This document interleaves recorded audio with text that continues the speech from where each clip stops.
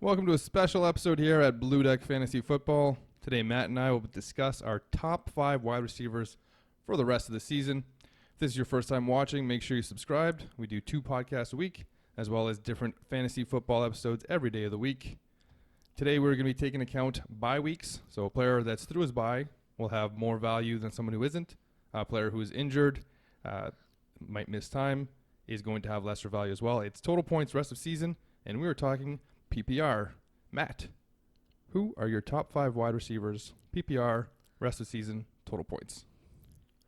Okay, for number 1, on bye this week here, just got his quarterback back. Epitome of consistency, Michael Thomas, number 1.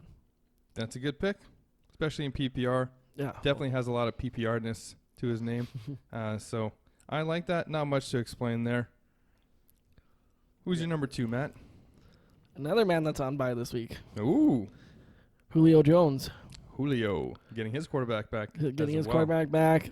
Their defense is awful. They're going to be throwing a ton.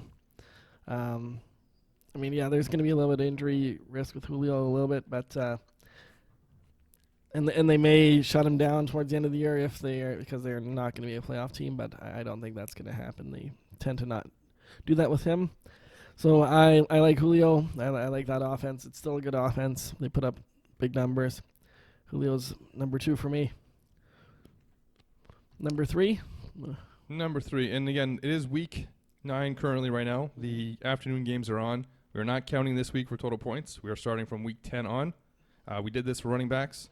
Link in the description for that video. That video was taken into account week 9 as we did it before week 9. But it's week 10 on for this one. So number 2, Julio Jones for Matt. Who is numero 3? The man that pretty much everybody had as their number 1 wide receiver going into the year, DeAndre Hopkins. Oh, I was thinking John Brown. Yeah, no, not quite. Again, it doesn't need a whole lot of explanation. He's 3 because he hasn't had his bye yet. So he probably won't outscore the other 2 above him. But he hasn't had his breakout yet either. So, but he is starting to get the touchdowns. They're coming. 11 targets today. Yeah. Watson looks his way. He's by far the best receiver on their team. So Not the best schedule going forward, though. No, but He gets New England and Denver in back-to-back weeks. Denver's not that terribly scary anymore. You're shutting down the Browns right now. Yeah, well, the Browns aren't what we thought they would be. D-Hop I think is pretty much matchup proof.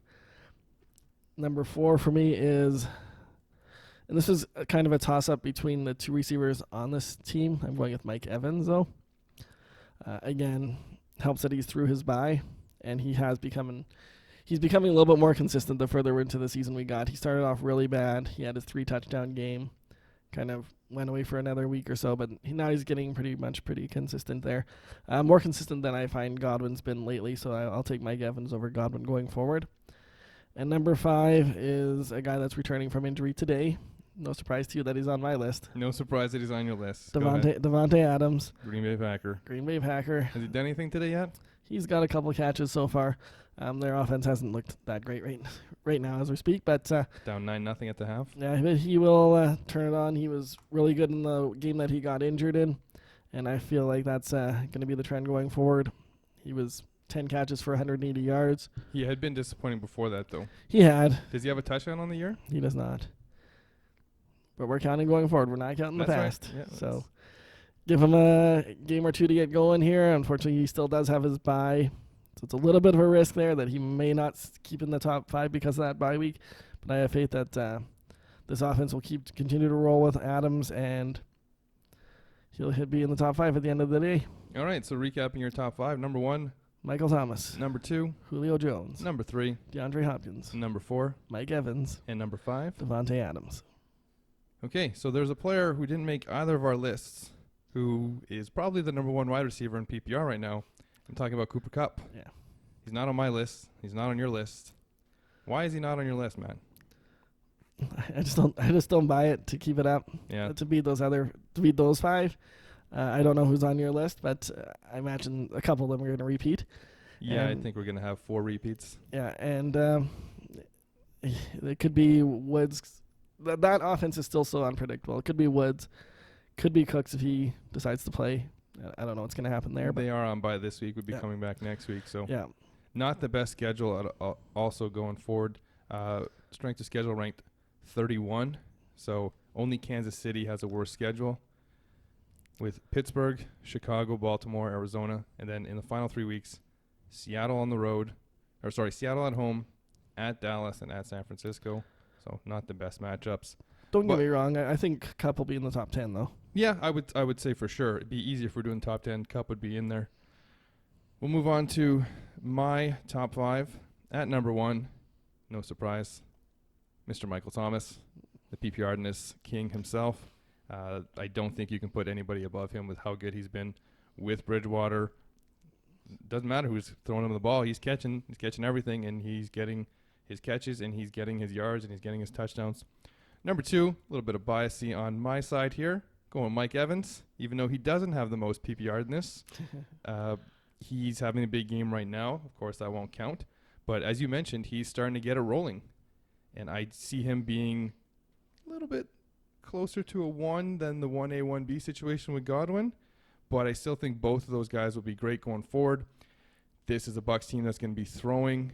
I saw somebody's rankings where they had Jameis Winston as the number 2 quarterback going forward, which seemed fairly high. But still no O.J. Howard. Don't know if that is going to ever come back. I like Mike Evans going forward, even though he isn't the best in PPR. Number 3, Julio Jones. This pains me because of my preseason prediction, but I banked a lot on that defense being a lot better and the run game being a lot better. The run game hasn't been very good, and the defense has been even worse. So, as you mentioned, they do have to pass, and they have to pass a lot if they want to get this team to win games. And they're playing for pride at this point, but they're still going to go out there and try and win. This is a veteran team for the most part, so Ryan and Julio will get it going, and I think they'll be great. Number 4, Chris Godwin. Very high in the Bucs wide receivers. Godwin has been very steady all season. I believe going into this week he was either number 1 or number 2 wide receiver in PPR. I don't see how that's going to change. I don't see his first half of the season being a fluke. Even with Mike Evans coming on, I think this offense that doesn't run the ball particularly well, is missing their all-star tight end, and they don't even use him when he is there, is going to be pass happy, and Godwin and Evans will be the top recipients of that. Number 5, the only man on this list who has a bye, and it was close between him and Amari Cooper, who would be my honorable mention here, is going to be DeAndre Hopkins. He gets in at number 5. He does have a bye coming up.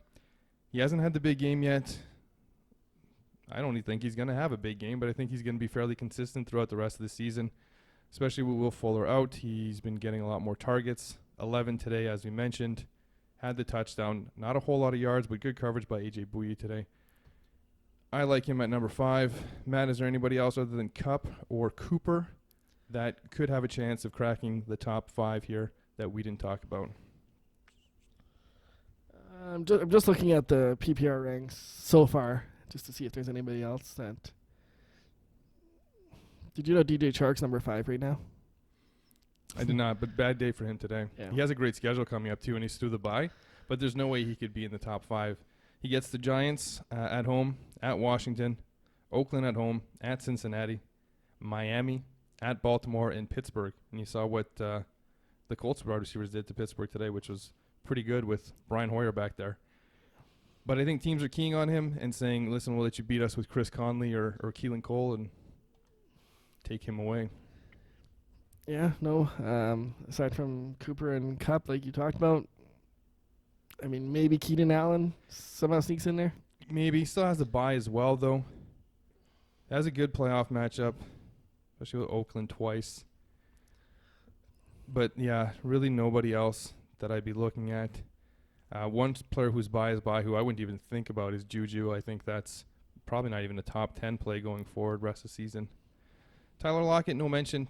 Not the best schedule. Gets San Francisco, a bye. Then gets Philly, Minnesota, Rams, Carolina, and Arizona. 4 of those are on the road, so only 2 home games and a bye. And we don't particularly buy Tyler Lockett, especially PPR, not the best PPR player. If Kenny Galladay can be more consistent, then he could be in there. Gets Chicago twice, though, Dallas and Denver. Those are 4 games against top 6 pass defenses against wide receivers for fantasy points. But, yeah, the consistency hasn't been there. For sure be in the top 10 for me. I think Chark would probably be in my top 10 as well. Close. Yeah. Anyways, make sure you like the video, subscribe if this is your first time here. Matt, anything to add? Thanks for watching. Thanks for listening. Hopefully you're doing both. That's it.